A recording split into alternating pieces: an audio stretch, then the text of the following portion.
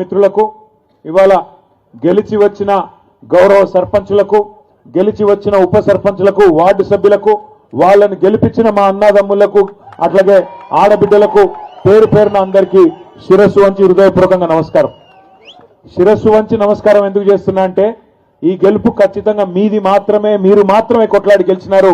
కేసీఆర్ గారి స్ఫూర్తితో ఎవరు సహకరించినా సహకరించకపోయినా మా నాయకుడు కేసీఆర్ గారు అందించిన పోరాట స్ఫూర్తితో మేము కొట్లాడతామని చెప్పి అధికార పార్టీ ఆగడాలను, అధికార పార్టీ అరాచకాలను అన్నిటిని ఎదుర్కొని వాళ్ళ గూండాగిరిని, పోలీసు పవర్ను అన్నిటిని ఎదుర్కొని మీరు అద్భుతంగా వీరోచితంగా పోరాటం చేసినందుకు గట్టిగా చప్పట్లతో ఇక్కడ ఉన్న వాళ్ళందరూ మొత్తం నల్లగొండ జిల్లా మొత్తం వినబడేటట్టు వారికి అభినందనలు చెప్పాలని కోరుతా ఉన్నా. గెలిచిన వారికి, స్వల్ప తేడాతో ఓడిన వారికి, గెలిచి ఓడిన వారికి పేరు పేరున అందరికీ అభినందనలు.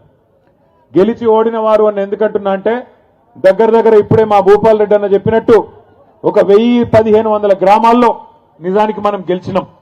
కానీ లంగతనంతో చిల్లర మల్లర మరి అధికారులను అడ్డం పెట్టుకొని కావాలని తిమ్మిని బమ్మిని చేసి గెలిచిన వాళ్ళని కూడా ఓడిపోయినట్టుగా రీకౌంటింగ్ లో ఓడగొట్టింది కాంగ్రెస్ ప్రభుత్వం.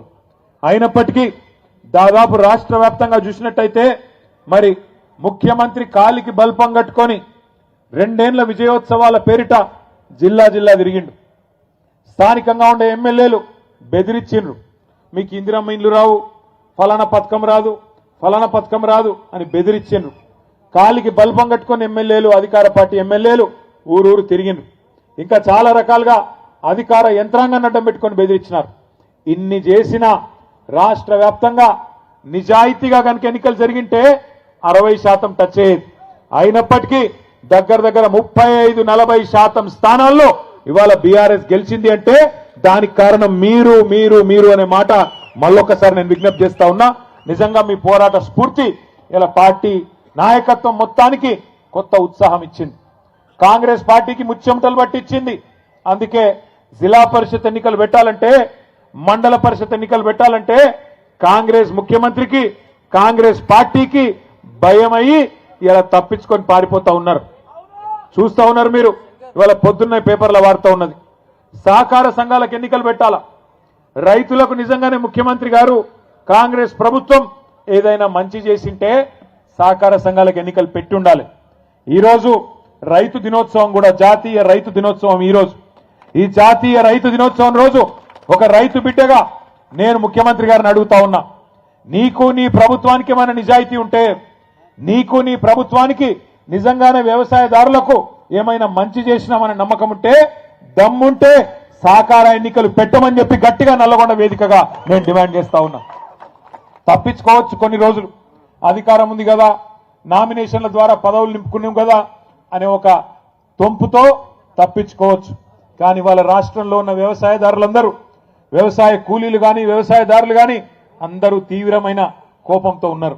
ఆ కోపం కొద్దిగా సర్పంచ్ ఎన్నికల్లో కనబడ్డది. సహకార ఎన్నికలు గిన పెడితే రైతులు కర్రుగాల్చి వాత పెడతారనే భయంతో ఇలా నామినేటెడ్ పద్ధతుల్లో ఆ పదవులు నింపుకునే ప్రయత్నం చేస్తా ఉన్నాడు ముఖ్యమంత్రి గారు. 2 ఏళ్ళు అయిపోయింది. ఏం చేసిండ్రు 2 ఏళ్ళు ఈ ముఖ్యమంత్రి గారు? కాంగ్రెస్ ప్రభుత్వం కేవలం టైంపాస్, కాలక్షేపం కార్యక్రమాలు తప్ప ఏమీ లేదు. రోజుకొక లీక్ ఇస్తారు. ఇగో ఈ కేసు, ఆ కేసు, ఆ కేసు, ఈ కేసు.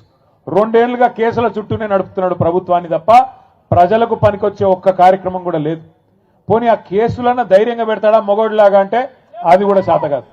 రోజుకొక లీక్. ఇగో ఈ కేసు ఇస్తారంట, ట్యాపింగ్ అంట, నోటీస్ అంట. రారాదు కెమెరా ముంగటికి ముఖ్యమంత్రి దమ్ముంటే మొగాడివైతే రా, వచ్చి చెప్పు, ఇగో ఈ కేసులో కేసు పెడుతున్నా అని చెప్పు. రోజు చూడండి శిఖండి రాజకీయాలు తప్ప మగాడిలాగా మగతనంత రాజకీయాలు చేసే దమ్ము మాత్రం లేదు. రా, ముందుకు రా, కెమెరాల ముంగటికి రా. చిట్చాట్ల వెనకాల దాక్కునుడు ఎందుకు? ముఖం పెట్టుకొని రా ముంగటి, కెమెరా ముంగటికి వచ్చి ఇగో ఈ కేసులో నేను కేసు పెడుతున్నా, నేనే పోలీసులకు చెప్పినా, నోటీస్ ఇస్తున్నా, నేనే అవసరమైతే జైల్లో పెడతా అని హోంమంత్రి కూడా నువ్వే కదా, వచ్చి చెప్పు ముంగటికి వచ్చి. అది చేత కాదు. వెనకాల కూర్చొని చిట్చాట్ల పేరిట, కాలక్షేపం కబుర్ల పేరిట ఇలా టైంపాస్ చేస్తా ఉన్నాడు ముఖ్యమంత్రి. ఎందుకో కూడా మీకు తెలుసు ఈ కాలక్షేపాలు, ఎందుకు ఈ డైవర్షన్ గేమ్లు అనేది. ఎందుకంటే ఇవాళ ప్రజలు అడుగుతున్నారు, 6 గ్యారంటీలు అంటివి, 100 రోజులంటివి ఏమాయ నాయనా అని అడుగుతున్నారు. సర్పంచ్ ఎన్నికల్లోనే 40% మందికి ఇవాళ బుద్ధి చెప్పినరు. బ్రహ్మాండంగా కాంగ్రెస్ నాయకులను ఎక్కడికక్కడ నిలదీసిరు. అందుకే రోజొక్క టైంపాస్ కార్యక్రమం పెట్టకపోతే ప్రజలు నిలదీస్తారు, అడుగుతారు. పాలమూరు రంగారెడ్డి ఎత్తిపోతల పథకం మీద కేసీఆర్ గారు మొన్న అరటి పండు ఒలిచి నోట్లో పెట్టినట్టు రాష్ట్రం మొత్తంలోని వ్యవసాయదారులకు అర్థమయ్యేటట్టు చెప్పిండు. ఎట్లా బీఆర్ఎస్ ప్రభుత్వం 90% పనులు పూర్తి చేసింది.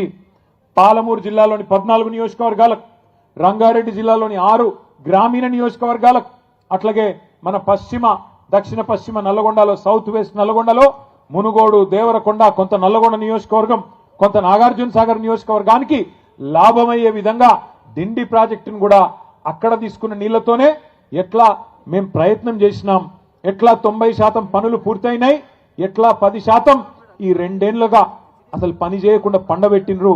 ఇవన్నీ కేసీఆర్ గారు మీకు అర్థమయ్యేటట్టు చెప్పిండ్రు. చెప్పడం మాత్రమే కాదు, కేసీఆర్ గారు ఏమన్నారు, ఆ డిపిఆర్ అంటే డీటెయిల్డ్ ప్రాజెక్ట్ రిపోర్టు ఏదైతే దేని ఆధారంగానైతే మనం అన్ని అనుమతులు తెచ్చినామో దాన్ని కూడా తిప్పి పంపితే 6-7 నెలలుగా కనీసం మాట్లాడే తెలివి లేదు. ఆఖరికి ఆ ప్రాజెక్టుని కుదించే ప్రయత్నం చేస్తున్నావు, తెలంగాణకు ముఖ్యంగా కృష్ణా నీళ్లలో అన్యాయం తలబెట్టే ప్రయత్నం చేస్తున్నామని చెప్పి కేసీఆర్ గారు గర్జిస్తే దానికి సమాధానం చెప్పే సత్తా లేదు కాబట్టి ఏం చేయాలి, కేసీఆర్ మీద కేసు పెడుతున్నా అని లీక్ ఇవ్వాలి. దాంతో తెల్లారి పేపర్లను కాళ్ళు పట్టుకొని తెల్లారి తాటికాయంత అక్షరాలతోని కేసీఆర్ కు నోటీసులు అని చెప్పి తెల్లారి పేపర్లు రాయించాలి, ప్రజల దృష్టి మల్చాలే. ఇది ఆయన ఉద్దేశం. 6 గ్యారంటీల గురించి ఎవరు మాట్లాడొద్దు, రైతు బంధు గురించి ఎవరు మాట్లాడొద్దు, రైతు కూలీలకు నెలకు ఇస్తానన్న 1000 రూపాయలు, ఇందిరమ్మ ఆత్మీయ భరోసా అని బిల్డప్ ఏదైతే ఇచ్చిండో, లక్షలాది మంది రైతు కూలీలు ఏదైతే ఎదురు చూస్తున్నారో దాని గురించి మాట్లాడొద్దు. 22 లక్షల మంది కౌలు రైతులకు ఇస్తానన్న రైతు బంధు ఎందుకు బంద్ అయింది అని చెప్పి కౌలు రైతులు అడగొద్దు. తులం బంగారం ఏమైంది నాయనా అని ఆడబిడ్డలు అడగొద్దు. అట్లాగే బతుకమ్మ చీర ఏమైంది అని మహిళలు ఎవరు అడగొద్దు. నెలకి ఇస్తానన్న 2,500 ఏమైంది అని గుర్తు చేయొద్దు. 4,000 పింఛన్ అంటివి ఏడవాయరా నాయనా అని పెద్ద మనుషులు అడగొద్దు. ఇస్తానన్న 2 లక్షల ఉద్యోగాలు ఏవి అని పిల్లలు అడగొద్దు. మాకు స్కూటీలు ఇస్తానంటివి ఏవి అని ఆడపిల్లలు అడగొద్దు. అట్లాగే నిరుద్యోగ భృతి అంటివి 4,000 అదెక్కడా అని పిల్లలు అడగొద్దు. ఇస్తానన్న 12 లక్షల అంబేద్కర్ అభయహస్తం దళిత బంధు తీసేసి 12 లక్షలు ఇస్తా అన్నాడు కదా కేసీఆర్ గారు. 10 లక్షలు ఇస్తే నేను 12 లక్షలు ఇస్తా అన్నాడు. ఏమైంది అని దళితులు అడగొద్దు, గిరిజనులు అడగొద్దు. అట్లాగే బీసీలకు 42% ప్రభుత్వ కాంట్రాక్టులలో, విద్యలో, ఉపాధిలో, సర్పంచ్ ఎన్నికల్లో, స్థానిక సంస్థల్లో ఇస్తానన్న రిజర్వేషన్ ఏమైందని బీసీలు అడగొద్దు. పెడతానన్న 20,000 కోట్ల బడ్జెట్ సంవత్సరానికి మొత్తం 5 ఏళ్లలో 1,00,000 కోట్ల బడ్జెట్ ఏమైంది అని బీసీలు అడగొద్దు. ఇస్తానన్న గొర్రెలేమాయ్ అని యాదవులు అడగొద్దు. తెస్తానన్న చేపలేడవాయ్ అని ముదిరాజులు గంగపుత్రులు అడగొద్దు. బీసీ డీలకెళ్ళి ఏలకు మారుస్తానో కదా ఏమాయ్ అని ముదిరాజులు అడగొద్దు. ఇట్లా 420 హామీలు ఏవైతున్నాయో వీటన్నిటి నుంచి దృష్టి మళ్లించాలంటే ఏం చేయాలి, కేసీఆర్ కు నోటీసులు ఇవ్వాలి. అందుకే ఇలా నోటీసులు ఇచ్చి ప్రజలను మళ్ళొక్కసారి పత్రికలను మేనేజ్ చేసి, టీవీలను మేనేజ్ చేసి గందరగోళం చేసే ప్రయత్నం చేస్తున్నాడు ముఖ్యమంత్రి. దయచేసి నేను మీ అందరికి ఒకటే విజ్ఞప్తి చేస్తున్నా. మహాభారతంలో చెప్తారు, అర్జునుడు విలువిద్య నేర్చుకునేటప్పుడు ఒకటే మాట చెప్తారట వాళ్ళ గురువు గారు ద్రోణాచార్యుడు. ఏమని, నీ మొత్తం దృష్టి చిలుక కన్ను మీదనే ఉండాలి, కొడితే చిలుక కన్నునే కొట్టాలి తప్ప ఇంకేది కనబడద్దు. చెట్టు కనబడద్దు, చెట్టు మీద ఉన్న దానికి ఉన్న మరి కొమ్మలు కనబడద్దు, కొమ్మ చుట్టూ ఉన్న ఆకులు కనబడద్దు, ఏది కనబడద్దు. ఆ చెట్టు మీద కూర్చున్న చిలుక కన్నుకే కొట్టాలని చెప్పి తదేక దీక్షతోని దృష్టి పెట్టి కొట్టుమనేదైతే చెప్తాడో మన కేసీఆర్ గారు కూడా మీకు అదే చెప్పమని చెప్పిండు నల్లగొండలో. ఒకటి మన దృష్టి, మన మీద ఎన్నెన్న కేసులు పెట్టుకొని, కేసులు పెట్టని, అవసరమైతే జైలుకు పంపని, ఏమన్నా కానీ కాంగ్రెస్ ను మాత్రం ప్రజాక్షేత్రంలో 420 హామీలు అమలు చేసేదాకా, నల్లగొండ మహబూబ్ నగర్ జిల్లా రైతాంగానికి కృష్ణా జలాల్లో న్యాయం జరిగేదాకా వదిలిపెట్టే సమస్య లేదు. పోరాటం ఎంత దాకైనా పోదామనే మాట కూడా నేను మళ్ళొక్కసారి మీకు విజ్ఞప్తి చేస్తా ఉన్నా. భయపడకండి, ఎవ్వలతోనేం కాదు. కాంగ్రెస్ వాళ్ళకంత ధైర్యం కూడా లేదు. కేసీఆర్ గారు గర్జిస్తే ఈ జిల్లా మంత్రులు, నీళ్ల మంత్రి కూడా ఈ జిల్లాలోనే ఉన్నాడు. పాపం ఆయనకు నీళ్ల గురించి కూడా తెలియదు. నిన్న ప్రెస్ మీట్ పెట్టి నేను చూస్తా ఉంటా. ఆయనకి ఏం తెలియదు. ఏమన్నంటే నేను ప్రిపేర్ అయ్యి రాలే రేపు వస్తా అంటాడు. మళ్ళా ఒక ఆయననేమో ప్రిపేర్ అయ్యి రాడు, ఇంకొక ఆయనేమో నీళ్లు వాటర్ నేను ఎక్కువ చెప్పా ఆయన గురించి. గిసంటోళ్ళు ఈ జిల్లా మంత్రులు ఏం తెలుసు వీళ్ళకు? నీళ్ల గురించి తెలుసా? ప్రజల అవస్థల గురించి తెలుసా? అడ్డమైన అబద్ధాలు చెప్పి అర్రాసు పాట పాడి ఇవాళ అడ్డదారిలో అధికారంలోకి వచ్చి కూర్చున్నారు. మీదికెళ్ళి ఇవాళ హుంకరిస్తా ఉన్నారు, బెదిరించే ప్రయత్నం చేస్తున్నారు. బెదిరింపులు అంటే మామూలు బెదిరింపులు కాదు. ఇక్కడే ఎల్లారెడ్డిగూడెంలో యాదగిరిని, ఎల్లమ్మగూడెంలో యాదగిరిని ఏ రకంగా అవమానించినరో ఒక యాదవ సోదరుణ్ణి మీ కళ్ళ ముంగట్నే ఉన్నది. లింగంపల్లిలో, సూర్యాపేట జిల్లాలోని నూతనకల్లి మండలం లింగంపల్లిలో మల్లయ్య యాదవ్ గారిని కిరాతకంగా హత్య చేసినారు. అట్లాగే చిన్న కాపర్తిలో ఇప్పుడే లింగయ్య గారు చెప్పినట్టు గెలిచిన వాళ్లను పోస్టల్ బ్యాలెట్లను లెక్క పెట్టకుండా ఓడించినట్టు ప్రకటించినారు. అట్లా చాలా గ్రామాల్లో, ఇక్కడ నారాయణపురంలో కానీ ఇంకా చాలా గ్రామాలలో ఇవాళ ఈ అరాచకంతో రీకౌంటింగ్ చేసి మొదలు గెలిచిన వాళ్లను తర్వాత